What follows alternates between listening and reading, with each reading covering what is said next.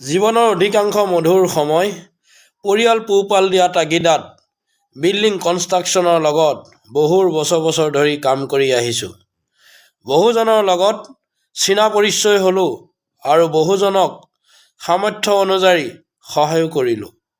পকা কাম কৰা মিস্ত্ৰী বুলি ক'লে এচাম মানুহে নাজানো কিয় ইমান হেও জ্ঞান কৰে। আমিবোৰ মানুহৰ শাৰীত নপৰোৱেই নেকি? জীৱনত কিবা এটাটো কৰিবই লাগিব, গতিকে পকা কাম কৰা মিস্ত্ৰী হিচাপে এনেদৰে এই কামবিলাক কৰিবলৈ ল'লোঁ। আমাৰ কৰ্মৰাজি কেতিয়াবা নগৰত আৰু কেতিয়াবা গাঁৱত আৰু কেতিয়াবা ৰাতিও কৰিব লগা হয়। কষ্ট হ'লেও দুখৰ ভাগৰ পাহৰি পেলাওঁ পৰিয়ালৰ সুখৰ বাবে। তথাপিও ভাল কামত উৎসাহ আৰু শুভকামনা দিব নোৱাৰা মানুহবোৰে, বিশেষকৈ আমাৰ লেখীয়া খাটি খোৱা মানুহ ঘৰে ঘৰে দিন হাজিৰা কৰি যে পৰিয়াল চলাই, দুবেলা দুসাঁজ খাই কাৰো ওচৰত খাটি নকৰি ঘৰ চলাই আছোঁ, এচামে হতাশাত ভোগে। কাৰণ তেওঁলোকে আমাৰ দৰেই মানুহৰ ঘৰত কাম কৰিব নোৱাৰে। সেয়েহে তেওঁলোকে উৎসাহ আৰু শুভেচ্ছা দিবলৈ বেয়া পায়। কাৰণ তেওঁলোকে আমাৰ চৰ্চা আৰু সমৰ্থনত থাকে।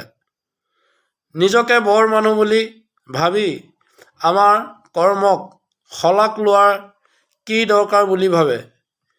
এইবোৰ কাৰণেই আমি পৰিশ্ৰম কৰিলেও বেয়া পায়। কামত সৰু বৰ নাই, মাথো মনত লাগে অফুৰন্ত সাহস আৰু শক্তি। আপুনি বহুত কষ্ট আৰু চেষ্টাৰ অন্তত যেতিয়া এদিন সফল হ'ব, তেতিয়া সেই বেয়া পোৱা এচামে আহি আপোনাক ক'বহি, তোমাৰ ভাগ্য বহুত ভাল, মানুহ সলনি হৈ গ'লা। এনেকুৱা মুখা পিন্ধা মানুহ অভাৱ নাই। সততাহে খুবেই তাকৰ। আৰু কেতিয়াবা দুখত সান্তনা দিয়া মানুহ বহুতো পাব।